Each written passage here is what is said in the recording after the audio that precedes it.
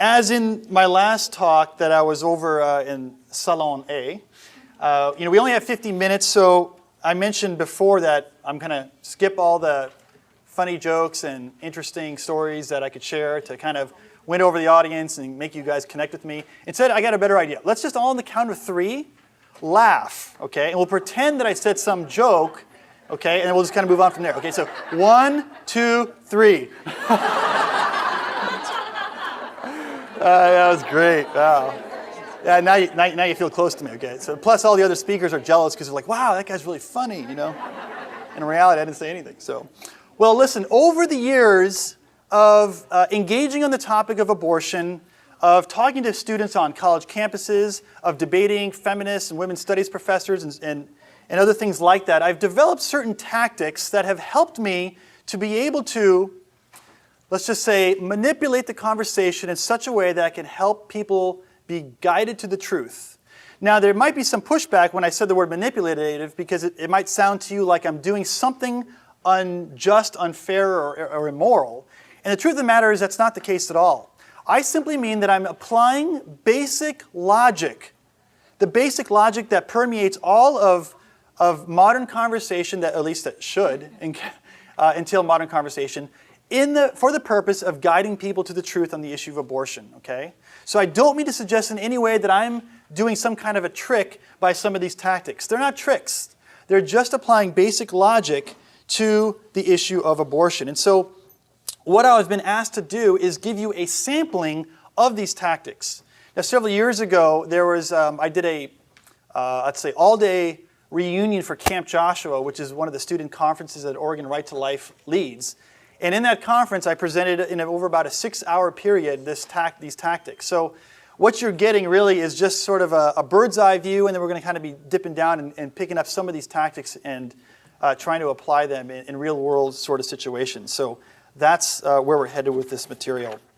Now, just to kind of get a sense for where you're at, I want you to just think about how you feel when you think about sharing your pro-life convictions with abortion choice advocates. Would you say that you're a number 1, I relish the encounter? Would you say 2, well, I'm willing, but sometimes I'm nervous, uncertain, or scared? Or 3, you would say you run the other way. You just want to avoid it. So raise your hand if you're number 1. You relish the encounter. Okay, there's a few of you. Raise your hand if you're number 2. You're willing. Okay, the vast majority. And raise your hand if you're number 3. You want to run the other way. Okay? And how many of you won't raise your hand no matter what I ask you? Okay, a few of you. All right, yeah. So now, just so you know, if I was to answer this question, I'm a number 2. Now, keep in mind, I get paid to go to secular universities and stand up in front of a university audience and present the pro-life view, and then take an hour to be willing to debate anybody in the audience for as long as they want to go. And then the next person gets up and does the same thing. Now, that might sound like, oh, wow, that sounds crazy. Who would want to do that? But yet, it turns out I don't relish the encounter. I'm nervous also. I get uncertain about what I'm going to say. Perhaps if somebody's going to present some challenge against me, how am I going to deal with it?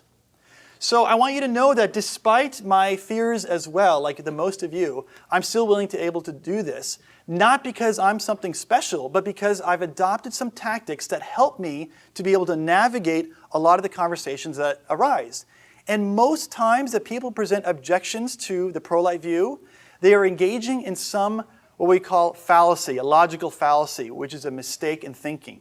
And that's what I want to present to you is some of the mistakes in thinking and some of the tactics that we can use to be able to present our case in a winsome and gracious way.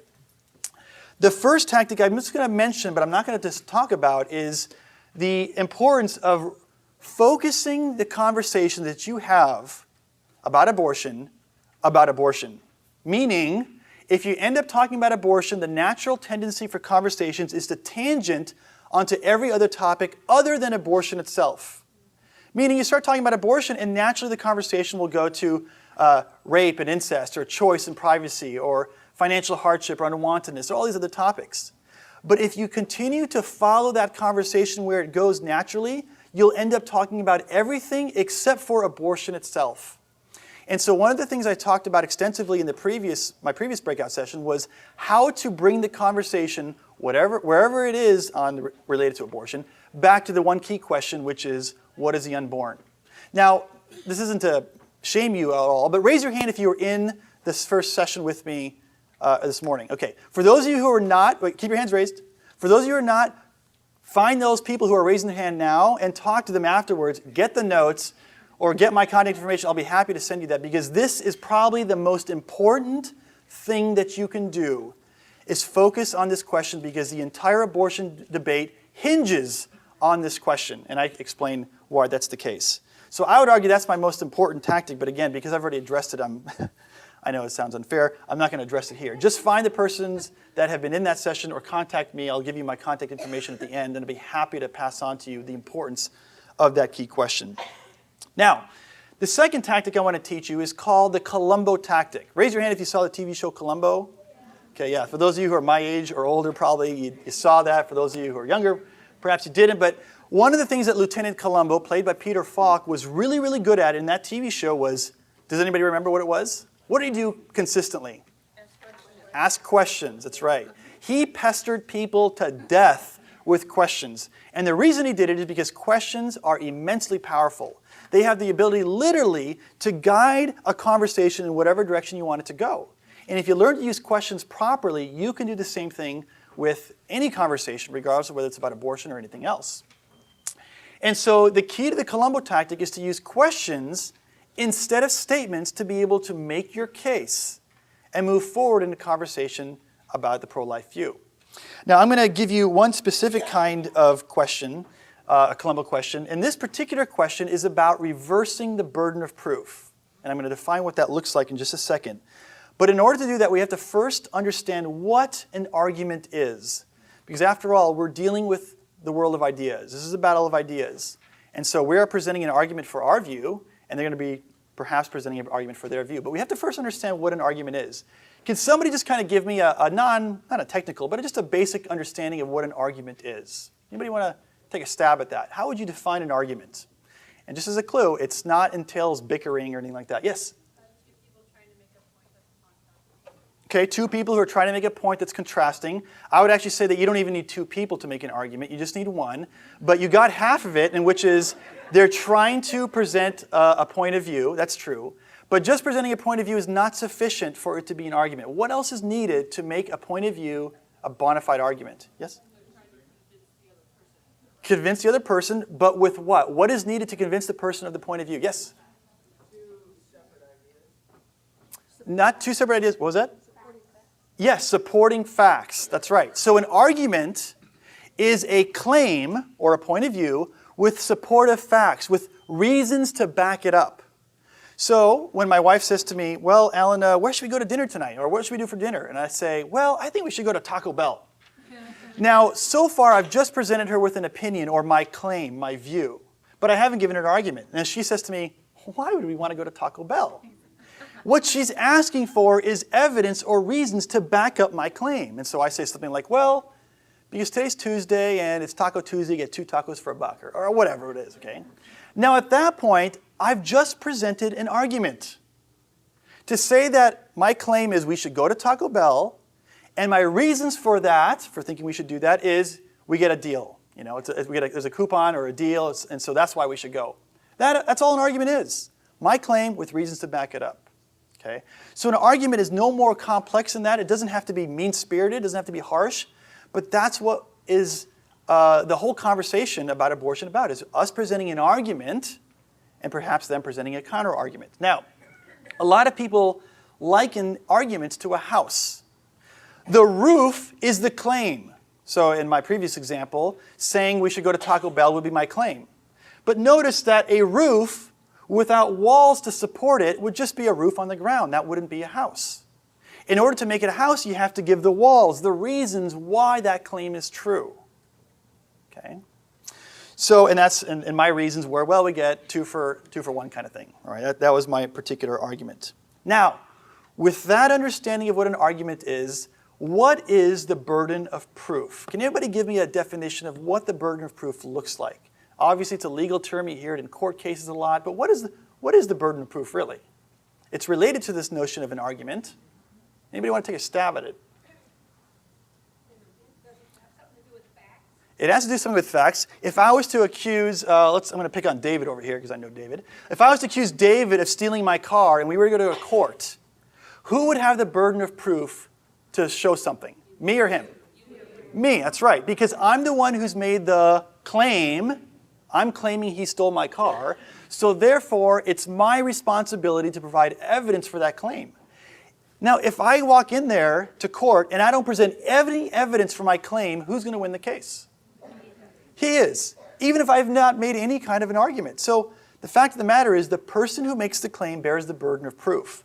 And the burden of proof is simply the responsibility that someone has to give evidence or reasons for their view. Okay? Now, and as I just mentioned, the way it works is the person who makes the claim bears the burden of proof. So if I claim that David has stolen my car, it's my job to bear the burden of proof. I have to give reasons for that. Now, if somebody comes to you, and again, I'm just going to give a kind of a Christian worldview example. If somebody comes to me and says, the Bible has been created by copying pagan myths. Who's made the claim? Me or them? Them. So who bears the burden of proof? They do, that's right. Now, if I say, well, I think God exists. Let's say we're in a conversation, I'm making a claim that God exists. Who's now made the claim? Who bears the burden of proof? I do, exactly.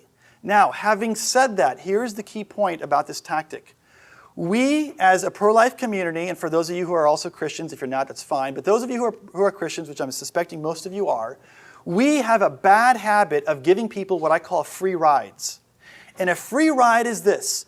Somebody makes a claim. They'll say, well, the Bible's been translated so many times, you can't possibly know what it says. You know, what the Apostle Paul wrote has been communicated accurately to us. They make a claim like that. And instead of us enforcing the burden of proof rule, what we do is we give them a free ride. We respond to a claim.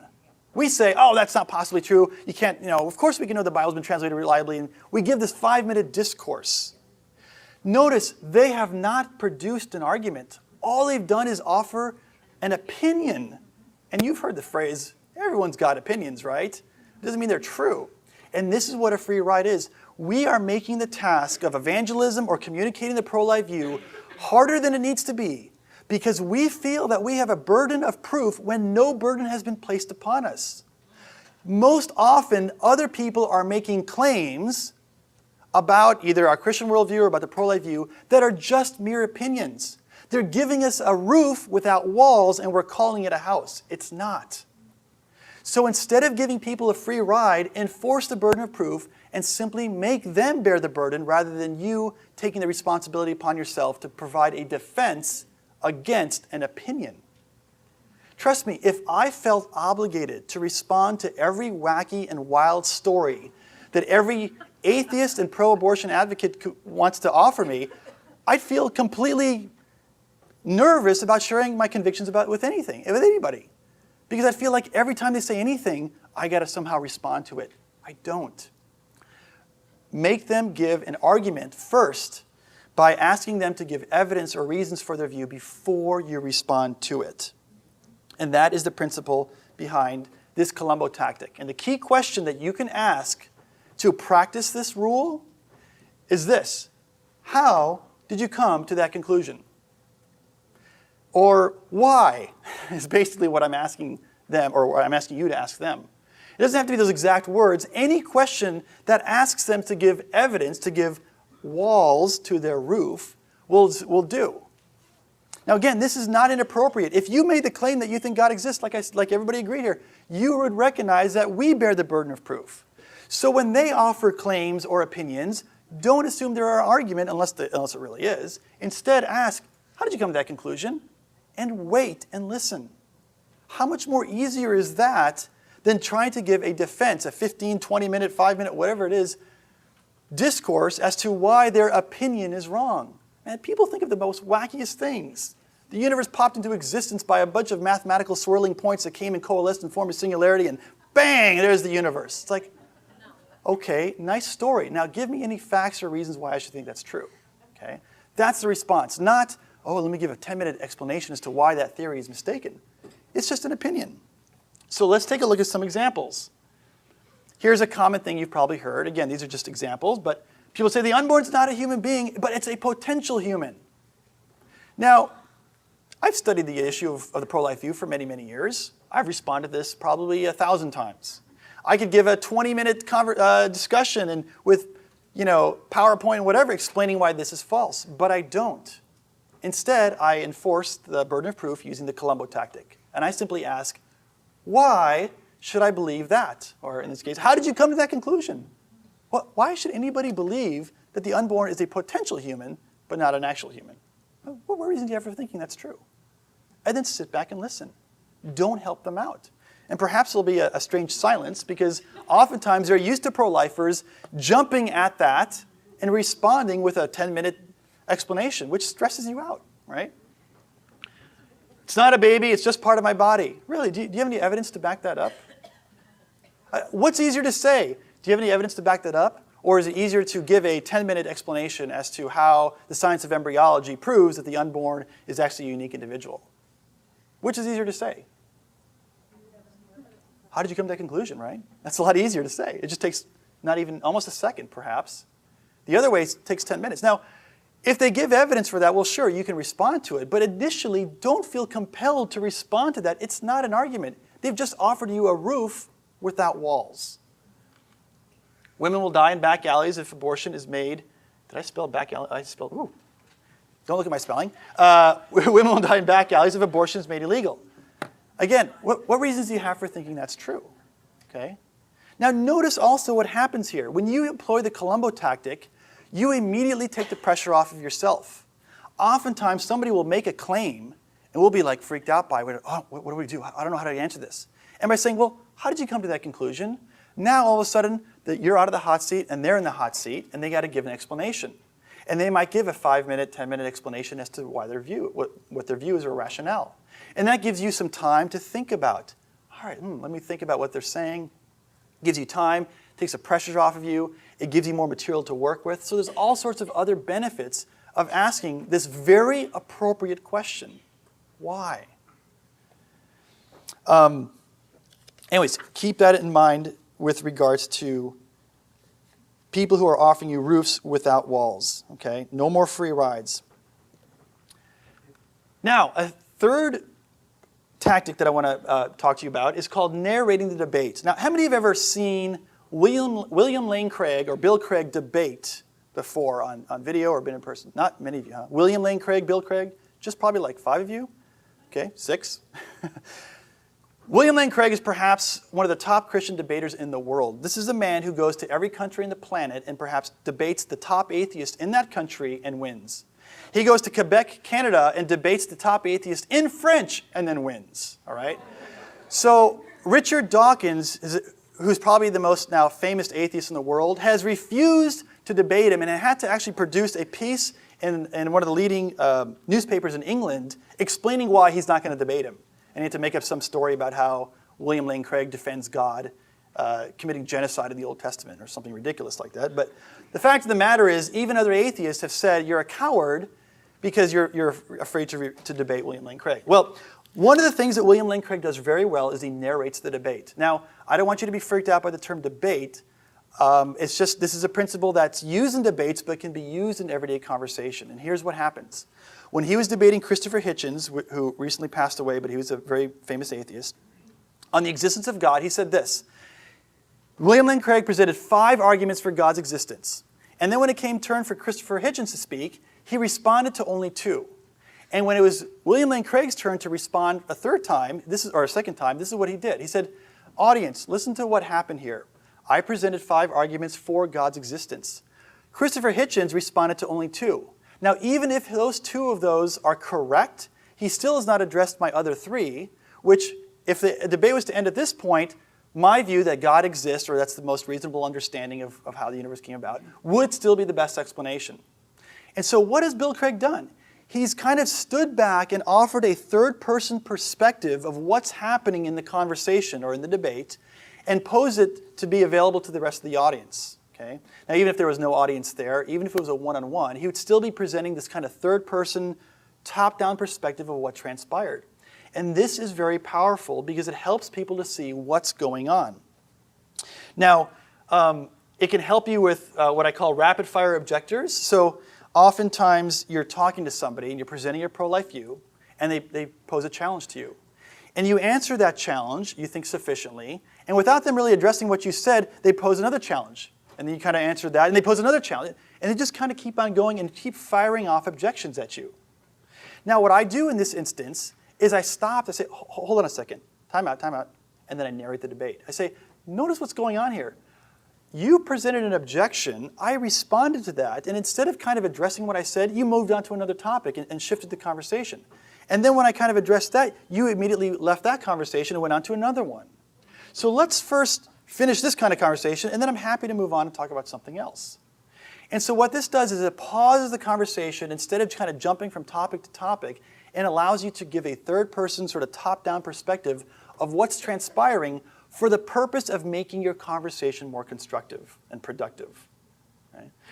Steamrollers. These are people, I'm sure you've met them, who they present with you an objection. You start to answer and explain, and in the first 5 words of your response, they interrupt you and talk over you. And you're like, oh, okay.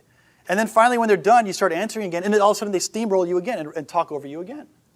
And so again, narrating the debate helps. I say, oh, hold on a second. Oh, wait. Every time I try to answer your question, which by the way is a great question, you kind of interrupt me. So let me finish my response, and then I'll let you jump back in. Is that okay? So you kind of negotiate a deal in the process of narrating the debate. And this is why this tactic is so powerful. I can't tell you how many times people come up to me and say, Alan, what do I do though? I'm having a conversation. It's just kind of going back and forth, and then it's so hectic, or they're talking over me. This helps with that. This is what I do. When I'm standing on a college campus surrounded by 20 abortion choice advocates who are wanting to tear my head off, and they're all shouting at me, profanities. I mean, you can just imagine what. I use narrating the debate to help control it. Say, hold on a second, hold on. Everybody's got great ideas, one at a time here. I was talking to this gentleman here, Frank. Frank, go ahead, and then I'll be happy to address other people. So you kind of give this third-person perspective to allow people to see, oh, okay, yeah, that seems fair. We should allow this to kind of transpire this way. Okay? Very powerful, again, but very easy. Just pause the conversation, give a third-person perspective of what's going on. In the previous talk also, my previous breakout, I showed a video because we had trained Kathy Ireland, who's a pro-life advocate, when she went on the TV show Hannity and Combs many years ago. And in this particular conversation, Alan Combs presented an argument, or not an argument, but he presented a view. He says, well, it's just a woman's body. And so Kathy Ireland presents a scientific defense for the claim that, no, the unborn is not just merely part of the mother's body. It's a unique individual.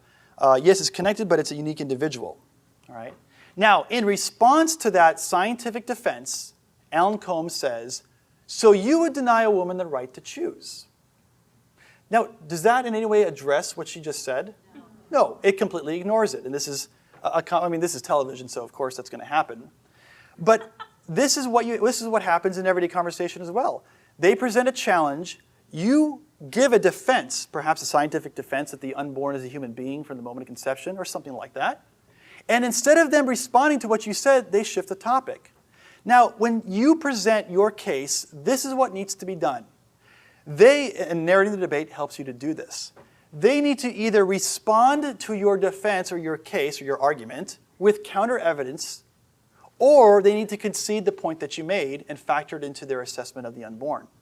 In other words, if you say, oh, here's my case that the unborn is a human being, they can't then go on to some other thing. Oh, what about a woman's right to privacy? Okay, hold on a second, wait a minute. You need to either give counter evidence as to why my defense that the unborn is a human being from the moment of conception is mistaken, or you need to agree with me and say, yeah, it is a human being. Which is it? You can't just ignore what I said. But oftentimes as pro-lifers, we let that go away. We make an amazing defense for our view because after all the science and philosophy on the issue of abortion is on our side, right? So it's easy to make the case. So narrative debate will help you to address that. And you say, well, wait, hold on a second. You just asked me why I think the unborn is a human being. And then I presented a scientific defense that the unborn is a human being from the moment of conception. So am I wrong or am I right? What is it? If I'm wrong, give me the evidence as to why I'm wrong.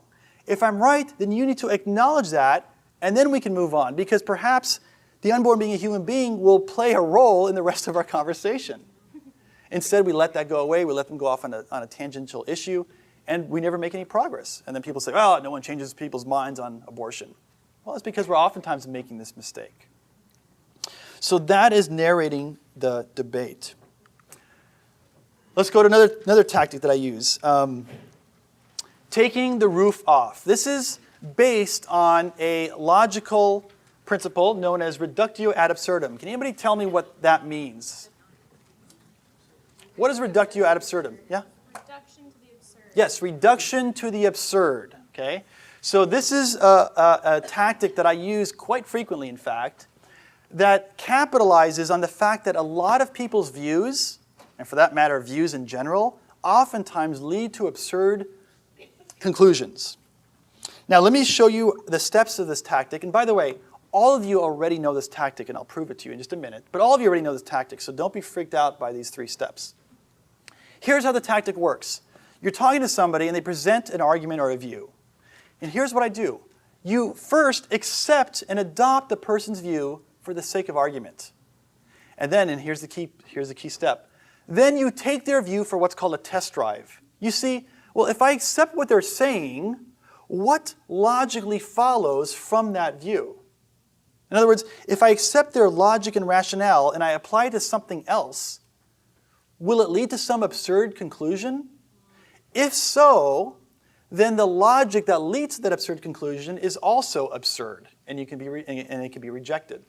And so your third step then is to ask a question that, and here's the key point, graciously exposes the absurdity of that view. Do you have a quick question or a clarification? Or? I was just wondering, but different people will have different perceptions of what is logical and what isn't. Different people will have different perceptions of what is logical and what isn't. That's true, but it doesn't mean that all perceptions are correct. So you would have to, I mean, obviously, these tactics, the whole point of these tactics is to show that their perceptions, if they think that their view is logical, perhaps is not. So that's the whole point of this view, is to help people understand what perceptions are accurate and what are not. But I italicize here the word graciously because as a Christian myself, what 2 Corinthians 5:20 says, we are all ambassadors for Christ as though God were making his appeal through us, which means we represent Jesus Christ in our endeavor, and if we're pro-lifers as well, we represent the pro-life view as well by the very fact that we're talking about it. And so how people view us is a reflection upon what we represent.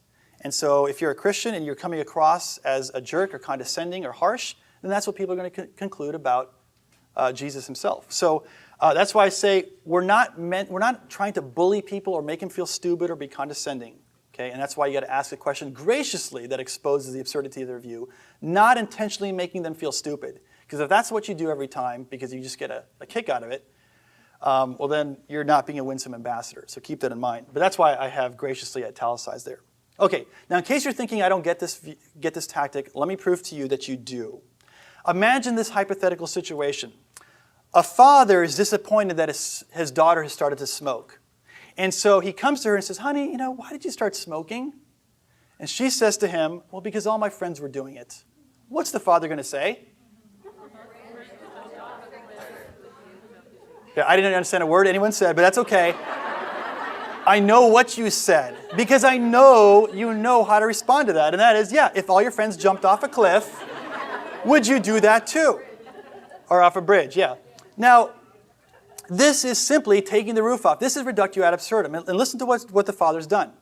Remember the first stage, or the first step of the tactic, is to adopt the person's view just for the sake of argument. So he said, okay, what's my daughter's view? It's, if my friends are doing it, I'm going to do it as well. Okay, let's take that for a test drive, that view. Now, let's apply that to jumping off a bridge. If her friends jumped off a bridge, then she would do that too. Well, that's absurd. That's right. And so is the logic that led to that absurd conclusion. Okay? So since it leads to an absurdity, that's why we reject the logic that led to the absurdity. And that is simply taking the roof off. And that's what the father does at the very end. He asks a question that graciously exposes the absurdity of that logic.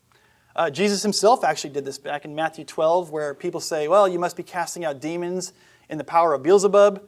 And he says that's impossible, because if that's the case, then Satan's casting out Satan, and he's divided against himself, which would mean that the kingdom of darkness would not stand. But it is standing, so that's absurd. Therefore, so is the Pharisees' logic. And Jesus just simply went to our website and saw this tactic and used it with it. I'm just kidding. He didn't do that. Peter did that, not Jesus. No. Yeah, but you see, again, it's just a basic concept in logic. Okay, I'm not creating anything new by doing this. I'm just recognizing this is the way logic works. So, with that understood, let's take a look at some common statements that are made that can be shown to be absurd. So, for example, you probably saw this either as a bumper sticker or perhaps even had people say this to you. Don't like abortion? Well, don't have one. Okay. Now, the first step in taking the roof off tactic is to identify the logic that's being expressed here. And that is, if you don't like something, then just don't partake it or just don't do it. Now, let's apply that logic to something else and see if it leads to an absurd conclusion. Perhaps a historical thing like slavery, all right? Would it have made any sense for a Southerner to say to a Northern person during the Civil War, say, well, if you don't like slavery, don't own a slave. I mean, wouldn't that not come across as very convincing? Because what they were saying is not that we don't like slavery as if we don't like, peanut butter chocolate ice cream, which would be crazy if you didn't like that, by the way. That's the best ice cream. Haagen-Dazs especially makes a really good version of that. It's expensive, but actually sometimes I'm getting off this. I really like chocolate and peanut butter. It's like the greatest thing in the world. But that just shows the ridiculous. We're not saying we don't like abortion as if we don't like a flavor of ice cream. We're saying we think abortion is objectively, morally reprehensible. And in the same way, it wouldn't have made any sense to a person who's opposed to slavery for somebody to tell them, well, you don't like slavery? Don't own a slave. It makes no sense. Or how about a modern day example? People might say, well, if you don't like human trafficking, that's fine. Just don't traffic humans. No, we're saying that human trafficking itself is objectively immoral, and that's why we're opposed to it. And so, again, it shows the absurdity, that kind of question shows the absurdity of the view. And if that leads to this absurd conclusion, that means the logic that led to that absurd conclusion is also absurd and can be rejected. And therefore, that's why we reject that particular case. Well, here's another one. I was talking to, I don't know if it was when David was at Camp Joshua, but a few years ago we were out on the streets of Portland approaching people, just kind of walking on the street and engaging them on conversations about abortion. And there happened to be a Planned Parenthood employee, and so I went up and started a conversation with her. And this was the first thing she said, basically, unless you're willing to adopt all the babies that might have been born had abortion not taken place, you have no right to oppose abortion. And again, the logic here, let's just accept their logic for the moment. And that is, okay, unless I somehow fix the consequences that result from a certain decision I make, therefore, if I don't do that, then I can't oppose that particular thing. So again, you could take a historical example like slavery. Would it make any sense for somebody to say to a person who was opposed to slavery during the Civil War, say, well, hey, look, unless you're willing to hire all of my ex-slaves that are freed from the abolition of slavery, you have no right to oppose slavery. No, that has nothing to do with it. I could be opposed to slavery and not willing to take all these slaves on to my own, hire them. But it's a non sequitur. It doesn't follow. Okay, I'm not obligated to care for all of these people just because I think that slavery is wrong. And you're not justified in engaging in an immoral act simply because I'm not willing to care for the consequences that result from outlawing it. And the same thing could happen in maybe a more modern day example. I might say to somebody, well, unless you're willing to adopt my daughter or all my daughters, you have no right to oppose me abusing them. Now, does that make any sense? That's absurd. How does someone's unwillingness or your unwillingness to adopt all of my daughters give me the right to abuse them? It doesn't. It's not connected. That's absurd. That's right. And so is the rationale that led to that absurd conclusion. And so that's why you want to ask a question that exposes the absurdity of these views. And that shows that the logic inherent in this kind of statement is, again, absurd as well. I'm personally against abortion, but I don't think we should make it illegal. This is a favorite of many politicians. In fact, many Christians I run into even will say this to me. And I use a different approach to responding to this. I call it the modified pro-choice position. And here's how I take the roof off in this particular example. When somebody says this to me, I just ask them a simple question. Why are you personally opposed to abortion? And 99 out of 100 times I get the same exact answer. And that is, well, I'm personally opposed to abortion because I think, abortion kills an innocent baby. And I say, okay, let me replay back to you then what you just told me. You personally think that abortion kills babies, but you don't want to make it illegal to kill babies? Like, well, when you put it that way, it doesn't sound so good. I'm like, that's your view. If I miscommunicated it, that's fine, but is that not what you're telling me? And I'm not kidding. I'm not saying this to say that I'm wonderful. I have people literally change their mind and say, yeah, you know what, it doesn't make any sense. You're right, I should be willing to try to make it illegal or do what I can to be against that. So again, all I did was take the roof off. I showed the absurdity of their view. Right? Nobody would say, well, I'm personally against slavery, but I think it's okay if other people own slaves. I don't want to force my views into the people. That's absurd. That's right. And so is the logic that leads to that absurdity. And that's why it's mistaken. You can take the roof off. Reductio ad absurdum. Let's go to another tactic, sticks and stones. This is a tactic that helps you deal in situations where, well, actually, before I tell you what it is, what is an ad hominem attack? There's another Latin word. It sounds really complex, but we've got a Latin expert right here. Yes, go ahead. The man. You're attacking the man instead of the argument. That's right, to the man. Do you study Latin? Or she does, okay. So yeah, to the man. Ad hominem literally means to the man. So when you attack a person's view, when you attack a person or their character, or they call you a name, we would consider this an ad hominem attack. Now you might be thinking, Alan, do people actually still call you names? I mean, I can imagine when you were in elementary school at recess, you were called, dweeb and dork and loser. And, yeah, I did get that. And you might be thinking, do people as adults actually still call you names? And the answer is, oh, yes, they do. They just use more sophisticated terms to mask the fact that they're actually calling me a name. But in actuality, they still do. Now, here's kind of to graph out what this particular mistake in thinking looks like. Is this. Normally, if you're having a conversation with somebody and you've presented an argument, their attack or their critique or their counter evidence should be directed at your argument. That's the direction that their attack should be leveled at your argument. Instead, in an ad hominem fallacy or an ad hominem attack, instead of attacking your argument, they attack you or your character. Okay? And when this occurs in a formal debate, if the debate opponent was to point this out, this is embarrassing. Because you're just basically calling them a name. Your mother is ugly and she dresses you funny. That wouldn't go over very well in a formal debate. But that's in essence what they're doing if they call you a name. And again, they don't say those words, but in essence, they're doing the same exact thing when they call you names. Socrates used to point out that this occurred. He said, when the debate is lost, slander becomes the tool of the loser. And this truly is the case. Oftentimes when people start to realize they're not making any headway with you because you got the moral high ground, you got the scientific high ground, you got the philosophical high ground, they'll resort to calling you names. Okay? If you're talking about the issue of homosexuality, you're probably familiar with the terms homophobic, narrow-minded, bigoted, whatever. These are all things that I'm called routinely, even if I'm making a cogent argument. Okay? Albert Hubbard, who's a philosopher and American writer, said this: if you can't answer a man's arguments, all is not lost. You can still call him vile names, And again, that's precisely what he's illustrating, is this fact that eventually when people start to realize they're losing, they start resorting to name calling. And so this particular tactic is helpful because that's what it does. It helps to expose name calling for what it is, and that is a childish attack.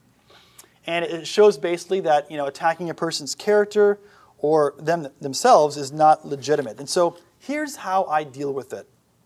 When someone calls me a name, I simply ask them to define the term they just used. Now I'll have homophobic, intolerant, narrow-minded, bigoted, anti-woman. All these are just name calling. They are not arguments.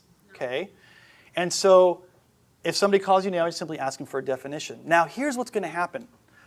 By forcing them to give a definition, it's going to be awkward. But also, the definition either will, if it does apply to you, it probably also applies to them. Or, in some way, or it doesn't matter that it applies to you. And let me give you an example of both of these. Sometimes people will say, you think women who abort are wrong? How can you be so judgmental or narrow-minded or intolerant? Okay? Now, again, that sounds really sophisticated and like, oh man, they got me now. I'm intolerant. I'm judgmental. But in reality, judgmental, narrow-minded, and intolerant is simply name-calling. And to demonstrate that, I just simply say, okay, could you tell me what you mean by, could you define for me intolerant or judgmental? And they'll say, well, you're just kind of like sitting there and pointing at somebody and saying that what they're doing is wrong. Now, okay, maybe, but guess what they're doing? They're pointing at me and saying that I'm wrong for making a moral assessment about abortion. So they're actually also judgmental based on that very definition. Same thing with narrow-minded. I'll say, well, could you define for me narrow-minded?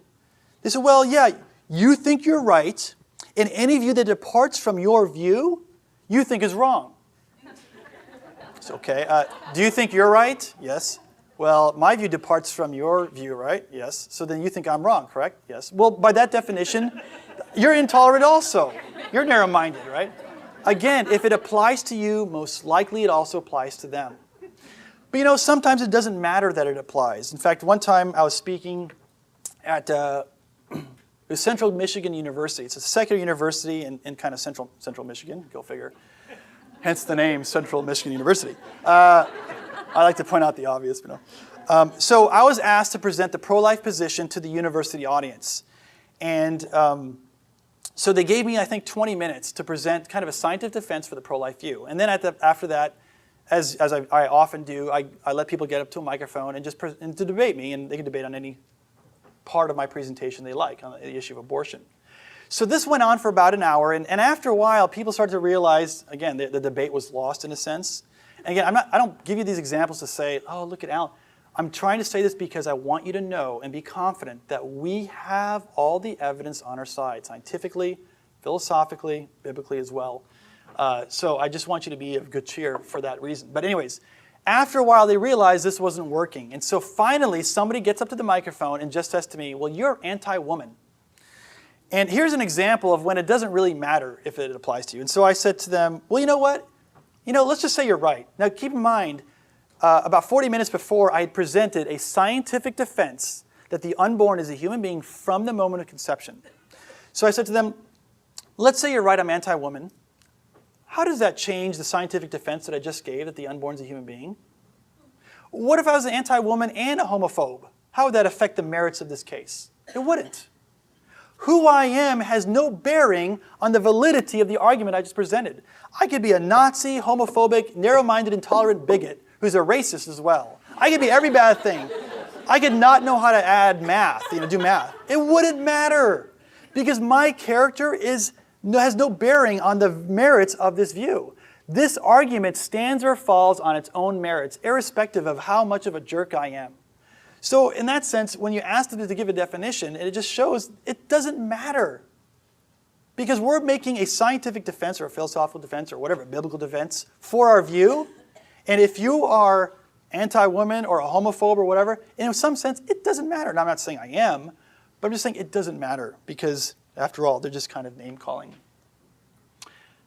Many of you maybe have seen this billboard. 77% of anti-abortion leaders are men. 100% of them will never get pregnant. What is the ad hominem attack in this particular example? Can anybody tell me?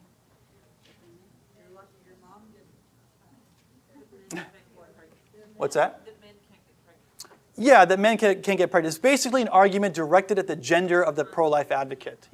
Basically because, sorry to be frank, because you have a penis, you can't speak on this issue. That's really what they're saying. Right. It sounds ridiculous, but that's in essence what they're saying. Men shouldn't say anything about abortion. And so, you could respond to different ways to this one. You could perhaps take the roof off, but actually sometimes, I do like to take the roof off. I say, okay, so men shouldn't say anything about abortion. So by that logic, when men molest little boys, I guess women shouldn't have anything to say about that either. Well, that's ridiculous. That's absurd. That's right. It's because that view is absurd. Or perhaps I might say, well, so if men shouldn't say anything about abortion, then perhaps we should just ignore Roe v. Wade since it was decided all by male judges. Yeah. Would you like that? No, of course not, right? So that just shows, again, the illogic of their view. It shows the absurdity of their view, and therefore you can reject the rationale that led to it as well. So let me just give you these final thoughts of kind of encouragement.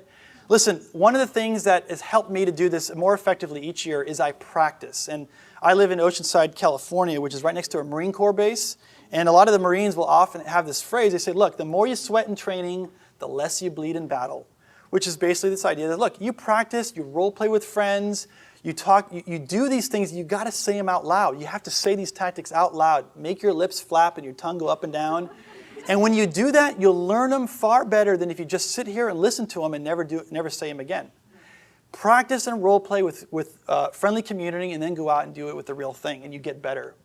And you'll have less wounds when you go out and do it in the real world if you practice first. 2, don't be discouraged by outward appearances. Look, I know oftentimes you walk away and say, man, I didn't do anything. I didn't achieve anything. They didn't change their mind. You don't know that. Oftentimes, in fact, most times when people have said, yeah, I changed my mind, they said, it wasn't when you presented this view or something and I was at the university audience or something. It wasn't then that I changed my mind. But the images that you showed of abortion, or perhaps the things you said, I went home and 2 weeks later, in the quietness of my own mind and heart, I was thinking about what you're saying, and the force of what you said finally really hit me. And that's when I really became pro-life. So oftentimes people change their minds well after the fact that you do kind of you make your case.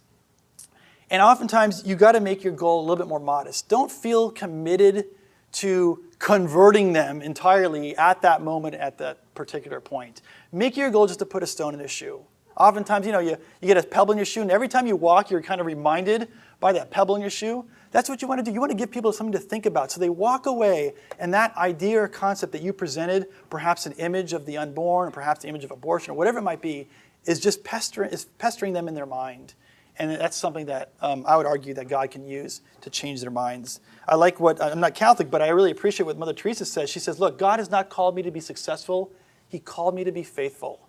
This is exactly true. As ambassadors for Jesus Christ, or the pro-life movement, we are called not to convert people or change people's minds. We're called simply to be faithful to the message. If you make that your goal and do the best darn job you can do at communicating your views and your convictions in a persuasive and compelling, yet winsome and gracious manner, you are a success in that sense, even if the people reject you. Okay? Keep that in mind. Thank you for your time.